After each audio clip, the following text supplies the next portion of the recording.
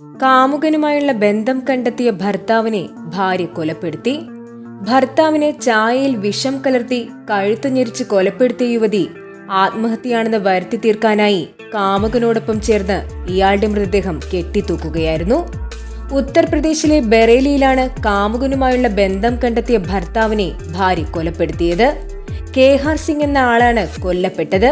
വിഷം കൊടുത്ത ശേഷം കേഹാറിനെ ഇരുവരും ചേർന്ന് കഴുത്തു ഞെരിച്ച് കൊലപ്പെടുത്തുകയായിരുന്നു. ആത്മഹത്യയാണെന്ന് വരുത്തി തീർക്കാനായി ഭാര്യയും കാമുകനും ചേർന്ന് ഇയാളുടെ മൃതദേഹം കെട്ടിത്തൂക്കുകയായിരുന്നു.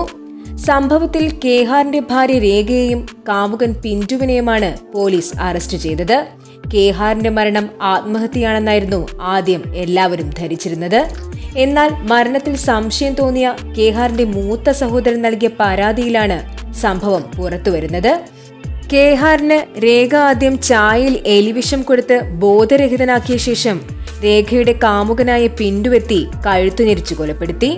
കൊലപാതകം ആത്മഹത്യയാക്കി മാറ്റാനായി ഇരുവരും ചേർന്ന് കേഹാറിന്റെ മൃതദേഹം വീട്ടിൽ തന്നെ കെട്ടിത്തൂക്കുകയായിരുന്നു.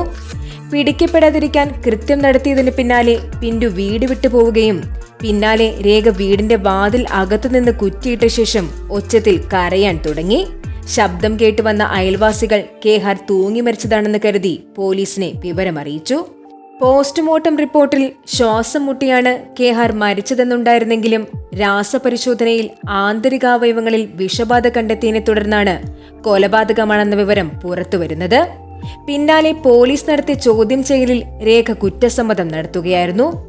16 വർഷം മുൻപ് വിവാഹിതരായ കേഹാറിനും രേഖയ്ക്കും 4 കുട്ടികളുണ്ട്.